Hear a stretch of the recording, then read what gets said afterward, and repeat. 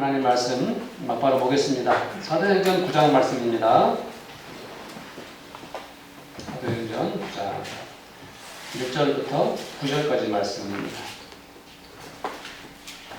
저와 성도님들이 다 같이 한 목소리로 읽도록 하겠습니다. 사도행전 9장 1절부터 9절까지.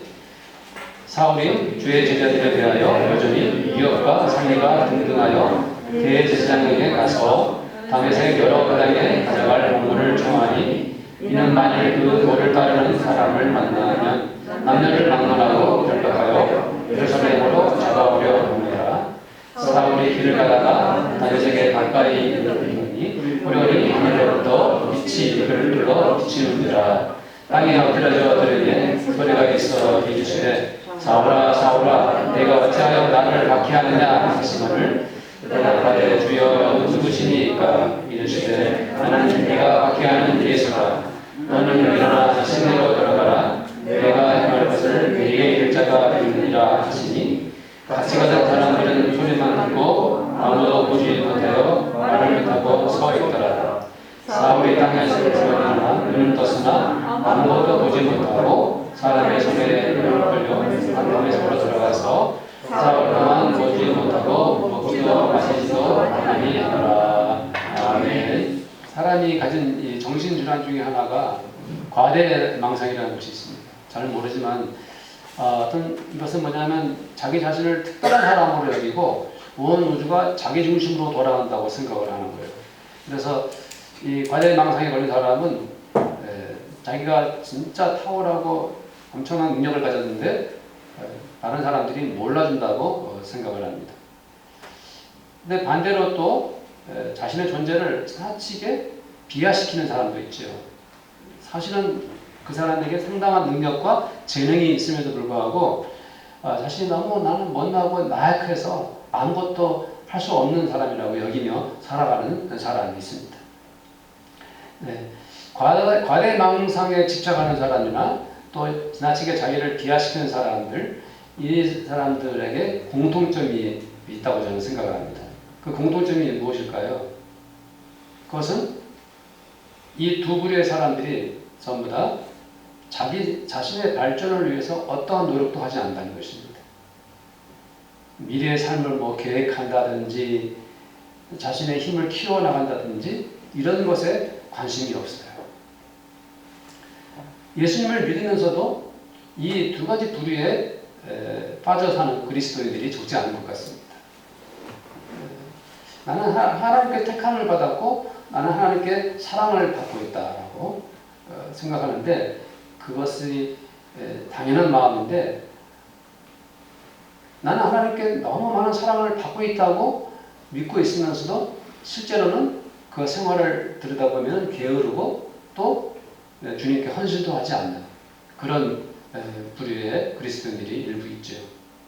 또 반대로 역시 하나님을 믿으면서도 신앙생활을 하면서도 나는 가진 탤런트가 너무 없고 나는 너무 초라하고 나는 너무 약한 사람이야, 이렇게 생각하면서 그냥 아무것도 하지 않고 이렇게 신앙생활하는 그런 분들도 있죠.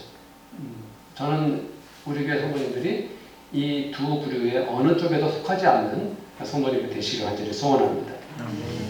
제가 이렇게 서론에 이런 말씀을 드린 것은 이제 나중에 이 말씀과 연관이 되기 때문에 그렇습니다. 오늘 말씀에서 우리는 누구를 만나죠? 사울을 만납니다. 사울이라는 사람을 만납니다. 사울은 또 이름이 뭐라고 하기도 하죠? 바울이라기도 하죠. 독특하게 이제 성경에 보면은 예수님의 제자들 중에서도 이름이 두 개 있는 사람들이 있고, 그런데 사울도 마찬가지입니다. 사울은 유대식 이름이고 또 바울은 로마식 이름입니다. 이 바울은 로마의 시민권을 가지고 있었기 때문에 이름을 두 가지 다 가지고 있었던 것이죠. 그런데 오늘은 뭐라고 기록되어 있죠? 사울이라고 기록되어 있습니다. 그런데 사도행전을 자꾸 읽다 보면은 나중에는 그것이 어떻습니까? 사울이 아니라 바울로 이름이 바뀌어가지고 그렇죠. 근데 우리가 그런 것을 보게 되는데, 그것은 왜 그러냐면 오늘 말씀은 바로 유대인 기독교인들을 누가 박해하고 있어요? 유대인 사울이 박해하고 있죠. 그런데 나중에 이제 이 사울이 아시아와 유럽으로 복음을 전하러 막 선교를 하지 않습니까? 그럴 때는 그가 선교사로서 로마의 이름을 가지고 나가서 이방인들에게 복음을 전했던 것이죠. 문제는 중요한 건 아니고 어쨌든 오늘 사울은 누구를 만납니까? 예수님을 만납니다.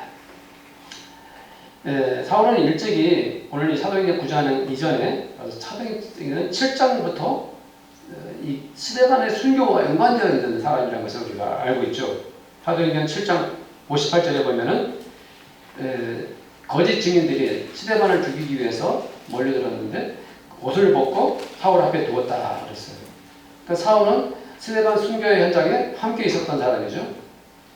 사도행전 8장 1절에 보면은 사울이 스데반이 죽는 것을 마땅히 여겼다라고 기록되어 있어요.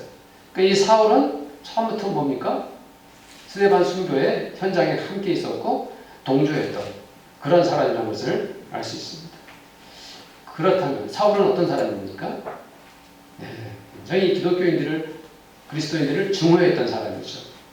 모든 수단을 동원해가지고 그리스도인들을 체포하는 그런 일에 사울이 앞장섰다는 것을 우리가 잘 알고 있죠. 그런데 스데반이 순교를 하는 과정과 그리고 그 후에 교회는 큰 타격을 받았어요. 스데반이 죽자 유대교 지도자들이 더욱 뭡니까? 예루살렘 교회를 괴롭혔습니다. 스데반 한 사람이 이제 처음 순교를 하고 죽었으니까 이제 또 다른 어떤 성도가 순교를 해서 죽는 것이 하나도 이상할 것이 없는 그러한 상황에 이르렀던 것이죠.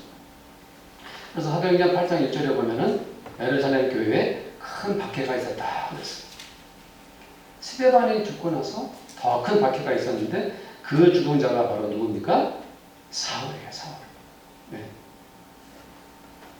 이제는 이 교회가 또 어떤 성도가 어떻게 순교를 하고 죽을지 모르는 아주 위험한 상황에 이제 직면하게 된 거죠. 사도행전 8장 2절에 보면은 경건한 성도들이 스데반을 위해 장례를 베풀었고 그를 위하여 크게 울었다고 그랬어요.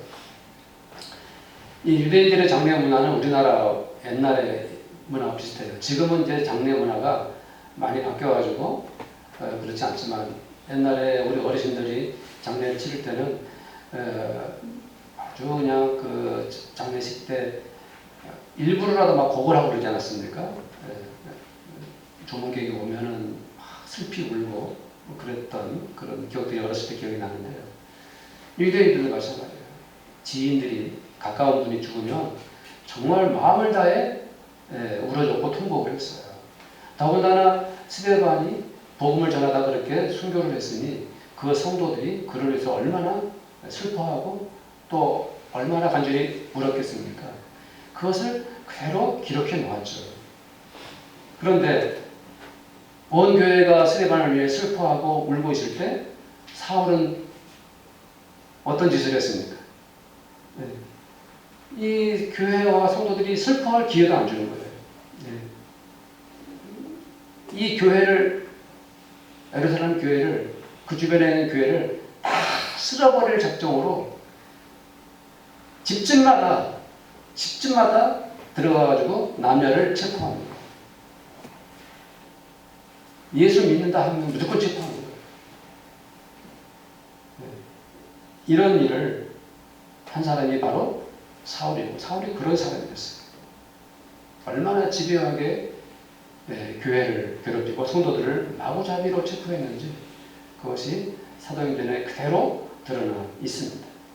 이렇게 예루살렘 교회가 큰 박해가 임하자 성도들은 그 박해를 견디지 못하고 사도들은 교회를 지켰지만 성도들은 뿔뿔이 흩어집니다. 그러나 아시죠? 아시죠? 흩어진 교회 성도들이 박해가 무서워서 피한 것이 아니라 다 함께 모여 있으면 그 박해에 타겟이 되기 때문에 흩어졌습니다. 그러나 흩어진 성도들이 어떻게 했습니까? 복음을 전했죠. 이제 흩어져서 박해를 피했지만 그들이 한 일은 복음을 전하는 일이었어요.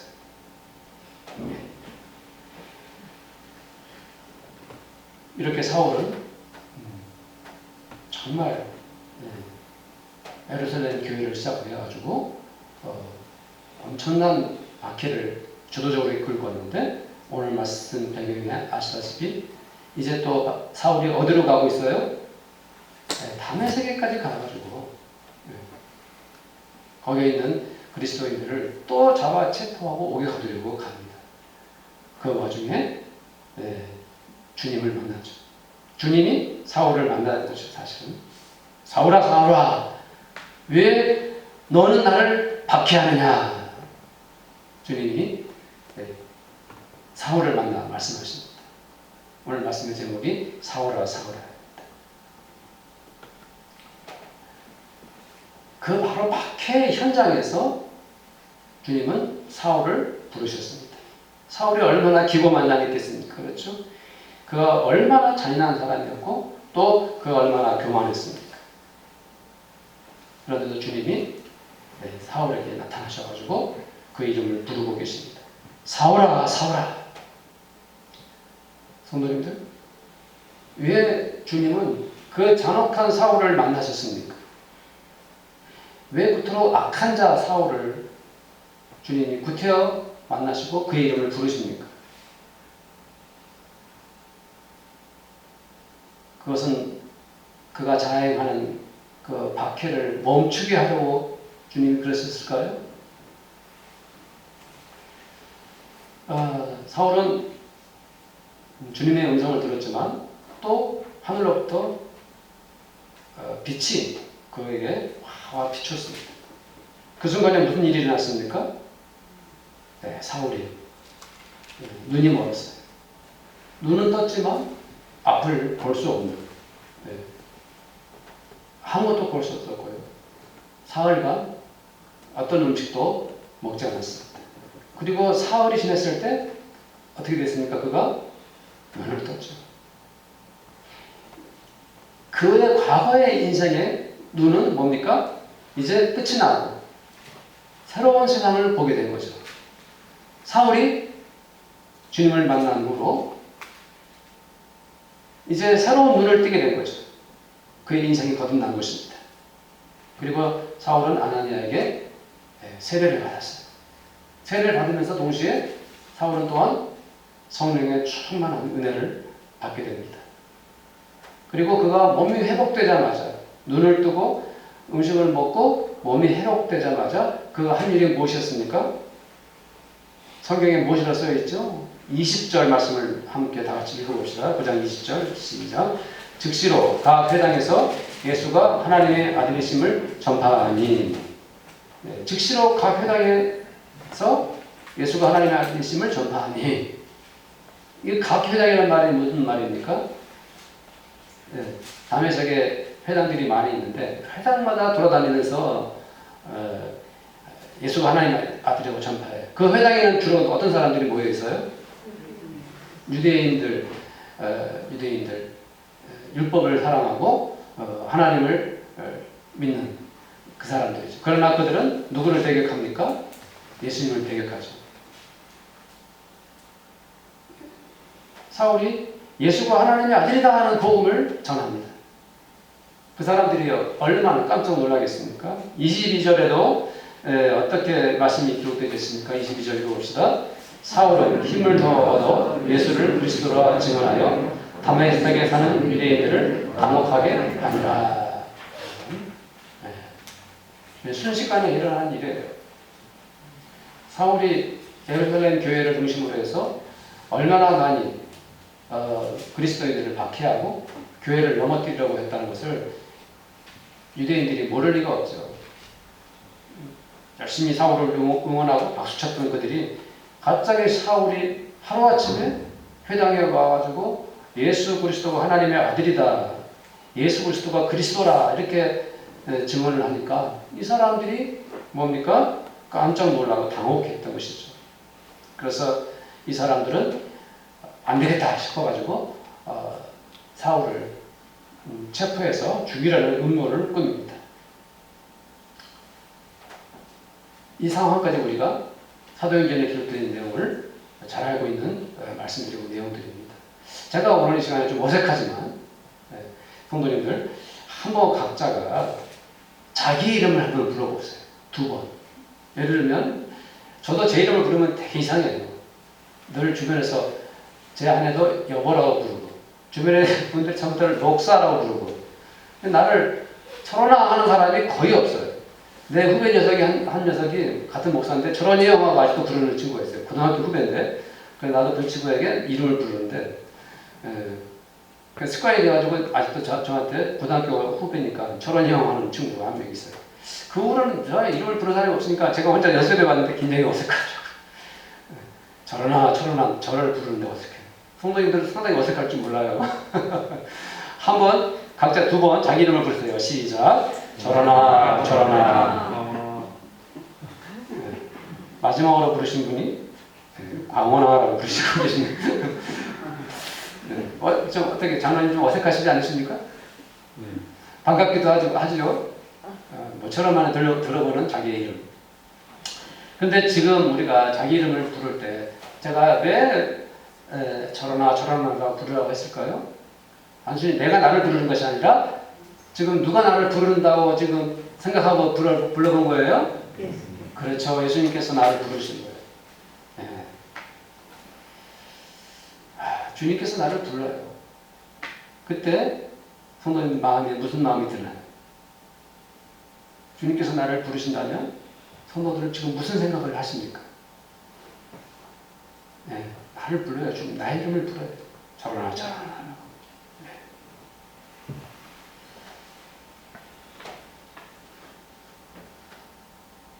물론 여러 가지 반응이 있을 수 있겠지만 생소한 반응이 나올 수도 있고 그렇지만 사울이 주님을 불렀던 것과 주님이 나를 불렀던 것과 반드시 일치를 시킬 수 있을까요? 라고 공감이 안 될 수도 있어요. 사울을 부른 건 사울이고 나는 나니까 이런 생각이 들 수도 있습니다. 어쨌든 우리는 주님께서 사울을 불러서 사울아 하셨던 것처럼 주님께서 나를 부르셔서 그 현장에서 나를 부르실 때 나는 어떤 반응을 보여야 할까? 나를 부르시는 주님 앞에서 나는 어떤 은혜를 받아야 될까? 오늘 말씀을 통해서 그런 시간을 나누기를 간절히 원합니다.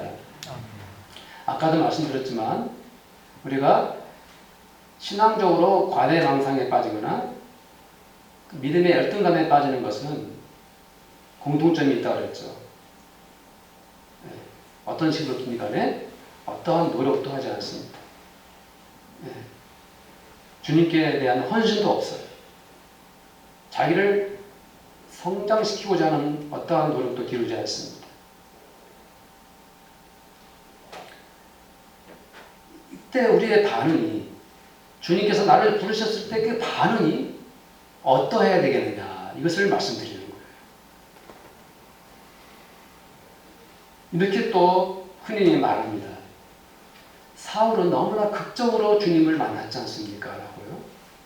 나도 그냥 골목길 가다가 주님께서 내 이름을 부르시고 나에게 엄청난 빛을 비추셔가지고 눈을 멀게 했다면 나도 사울처럼 쓰임받을 수 있을 것 같아요.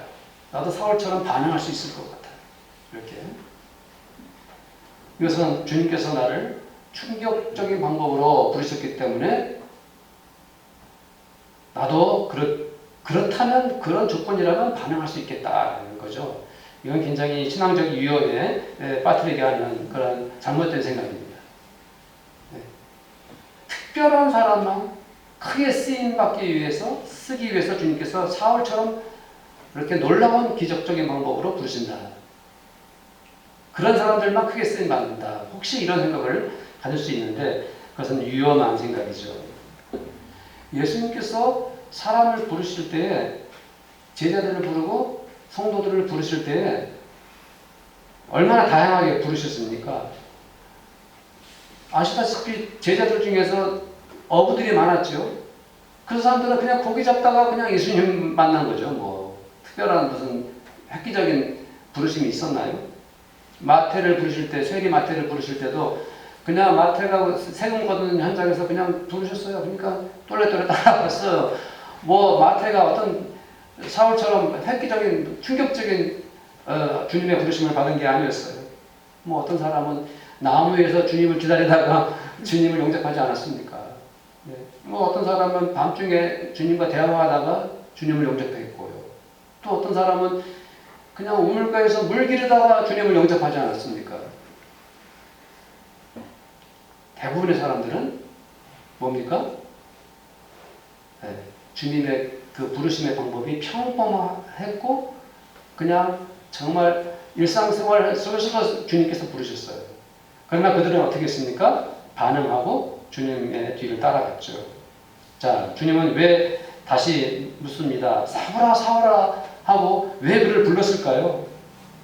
15절 말씀을 읽어보겠습니다. 15절 다 함께 읽어봅시다. 시작.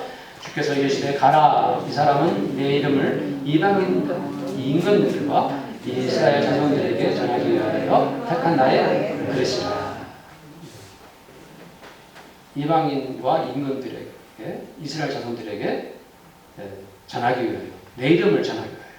16절 말씀도 봅시다. 시작. 그가 내 이름을 위하여 얼마나 고난을 받아야 할 것을 내가 그에게 보이리라 하시니. 이 15절과 16절 말씀에서 두 구절에 주의 이름이란 말이 두 번 등장하고 있죠. 주의 이름. 사울은 주님의 이름을 위하여 고난을 받을 것이고 주의 이름을 이방인들과 임금들과 이스라엘 자손들에게 전하기 위하여 택함을 받았다라고, 내가 택했다라고 주님 말씀하고 계십니다. 저는 저부터가 우리 교회 성도님들, 이 자리에 함께 예배드리는 모든 분들이 내가 다시 한번 주님의 부름을 받았다는 것에 대해서 묵상하고 주님이 나를 왜 부르셨는가 다시 한번 생각할 수 있는 시간이 되기를 간절히 소원합니다. 주님이 도대체 왜 나를 부르셨을까? 그 부르심.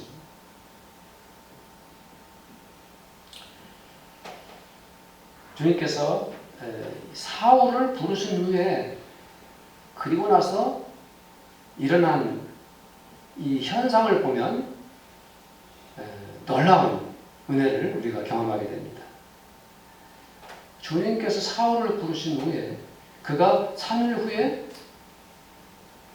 눈을 뜨고 음식을 먹고 세례를 받고 성령 충만을 받고 또 회당에 가서 복음을 전하고 이런 일이 있은 후에 일어난 현상들이 너무나 은혜로워요. 네. 31절 말씀이 중요합니다. 읽어봅시다. 시작. 그리하여 온 유대와 갈릴리와 사마리아 교회가 평안하여 든든히 서가고 주를 병행하고 성령의 이름으로 진행하여 수가 더 많아지니라. 사도행전 9장 31절 말씀은 사도행전 전체적인 흐름을 요약해 주는 말씀이라고 저는 생각을 했어요. 얼마나 은혜로운지요.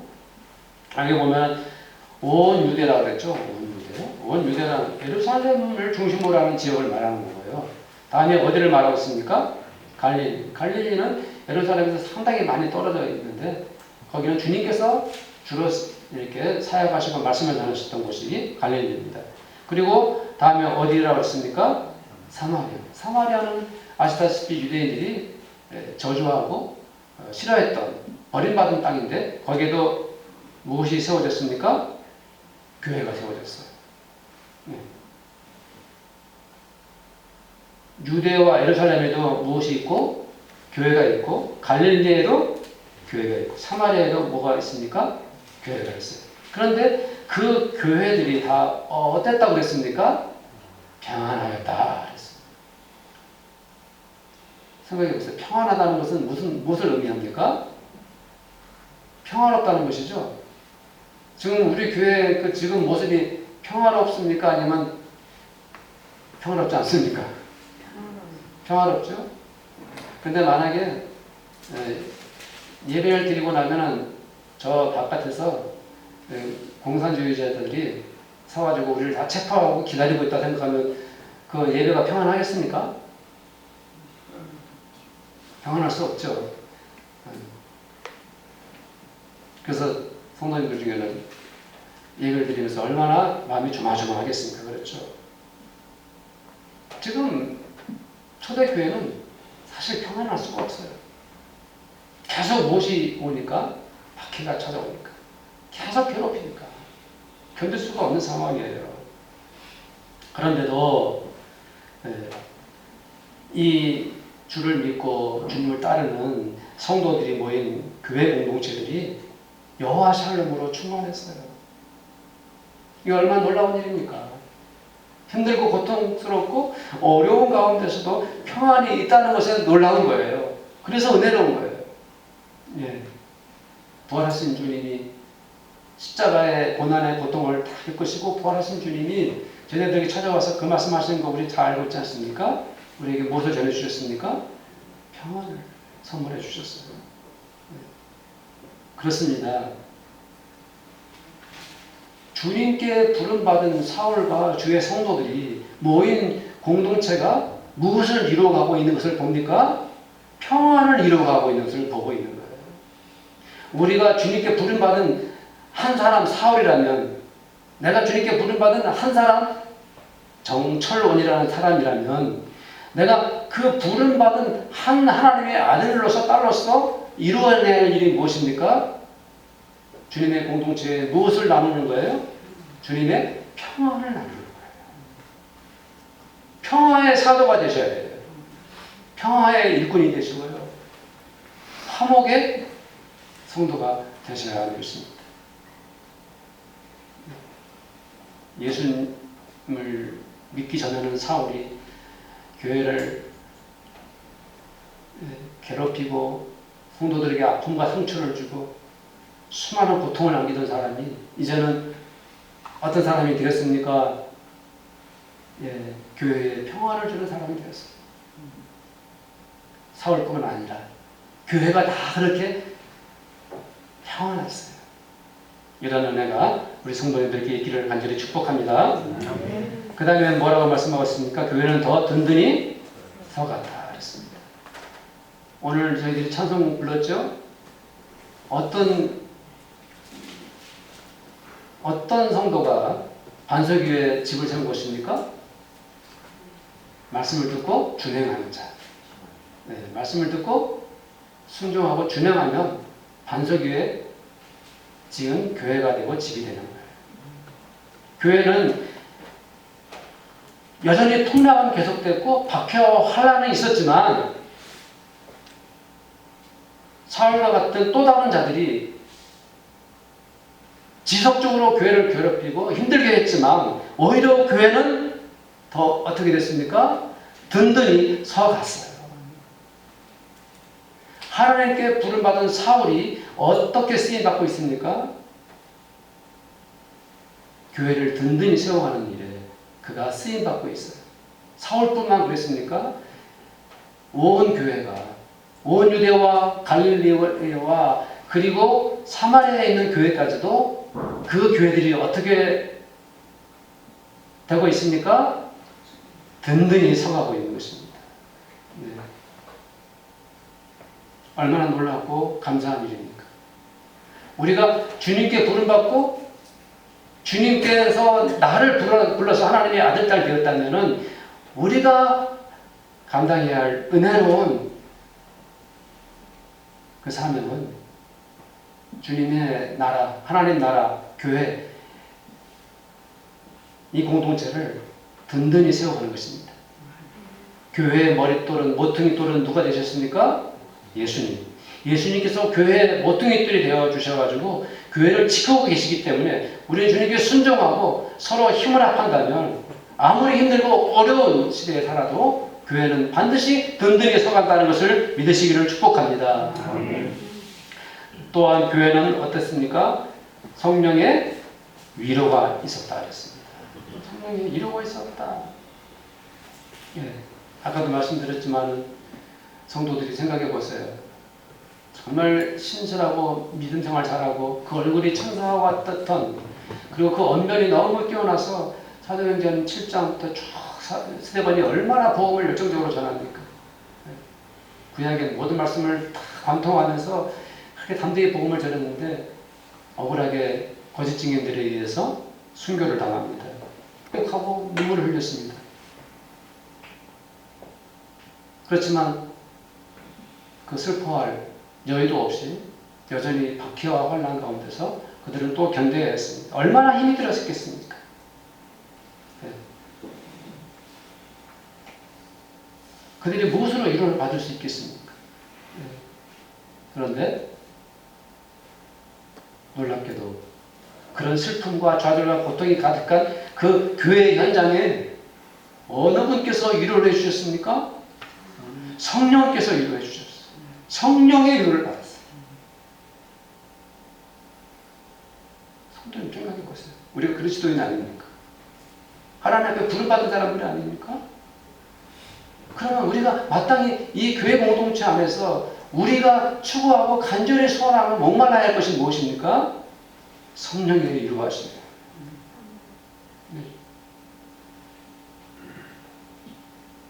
성령의 위로하심이 온 교회를 지배하고 있었어요. 로마서 8장 26절 말씀을 성도님들 은혜롭게 다 알고 계시죠? 암송까지 하시지 않습니까? 이와 같이 성령도 우리의 연약함을 도우시나니 우리가 마땅히 기도할 바를 알지 못하나 오직 성령이 말할 수 없는 탄식을 위하여 탄식으로 우리를 위하여 친히 모하느니라 간구하시느니라.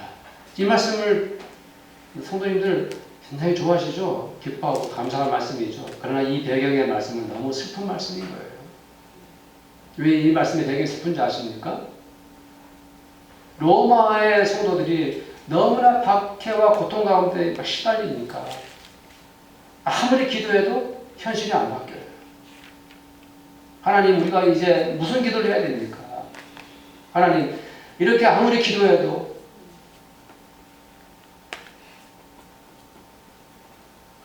주님, 현실은 바뀐 것이 없습니다. 그래서 성도들이 어떻게 기도할 바를 모르는 거예요. 그럴 때 성령께서 어떻게 기도해 주십니까? 말할 수 없는 탄식으로.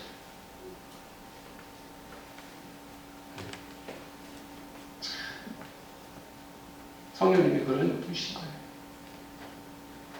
고통스러워하고 슬퍼하고 좌절하고 절망 가운데 빠져있는 성도들을 같이 아파하고 같이 슬퍼하시면서 탄식하며 그들을 위해 기도해요. 성령님의 위로가 없었다면 어떻게 로마에 있는 성도들이 힘을 얻을 수 있었겠습니까? 그래서 바울이 로마서 8장에 마지막까지 그 말씀을 하는 겁니다. 누가 우리를 그리스도의 사랑에서 끊을 수 있겠습니까? 네, 환난이나 공고나 칼이나 핍박 어떤 것도. 저는 우리 교회 성도님들이 또 저도 마찬가지고 주님께서 나의 이름을 불러서 저러나 저러나라고 한 성도로 나를 불러주셨다면 마땅히 주님 앞에 성령님의 큰 위로를 받을 수 있는 성령의 능력과 권능 안에 거하는 성도님들 다 되시기를 축복합니다. 31절 마지막에 무슨 말씀이 있습니까? 수가 더 많아집니다. 박해가 그렇게 심하고 고통스러우면 움츠러들고 줄어들고 숨고 이래야 되는데 초대교회는 그러지 않았어요. 그럼 놀라운 거예요. 우리는 겨우 이 코로나 때문에 움츠러들고 위축되고 마치 교회가 끝이 난 것처럼 스스로 이렇게 외부적인 요인에 핑계를 대고 이러는데 그런 얘기 할 필요는 없습니다만은 놀라운 것은 박해를 받으면 받을수록 환난이 닥치면 닥칠수록 더 많은 사람들이 주님께 돌아왔고 날이 가면 갈수록 성도들의 수는 더 많아졌고 교회는 더 많이 세워졌어요. 이게 무슨 일입니까? 이것은 바로 부름받은 그 사람들이 사울을 비롯한 초대교회 성도들이 그렇게 놀라운 하나님의 은혜를 입은 것입니다. 제가 요즘에 교회 새벽에도 기도하면서 기도하는 기도 제목 중에 하나는 뭐냐면 하나님, 저는 목사 아닙니까? 제가 우리 교회 존재하는 동안 기도하면서 또 복음을 전하고 전도하기를 원합니다. 저를 전도의 일꾼으로 좀 삼아 주십시오. 저 전도 열심히 하겠습니다. 하는 기도를 하게 되고 그 믿음도 생깁니다. 성도님들도 그런 믿음과 그런 마음을 가지고 기도하시고 전도에 힘써 주십시오. 왜냐하면 무엇을 위해서 그렇습니까? 교회는 반드시 부름받은 하나님의 백성들이 성도들의 수를 더 많게 하고 전도하는 일에 쓰임 받을 수 있기 때문에 그렇습니다. 사도행전 6장 7절에 이런 말씀이 있어요. 6장 7절에 읽어드릴게요. 하나님의 말씀이 점점 왕성하여 예루살렘에 있는 제자의 수가 더 심히 많아지고 허다한 제사장의 물이 더 이도에 복종하니라. 초대교회의 현상인 것입니다. 제자의 수가 더 심히 많아졌습니다. 우리 이 시간에 함께 기도하기를 원합니다. 성도님들, 주님께서 왜 저희를 부르셨습니까? 성도님 한 분 한 분을 부르셨습니까?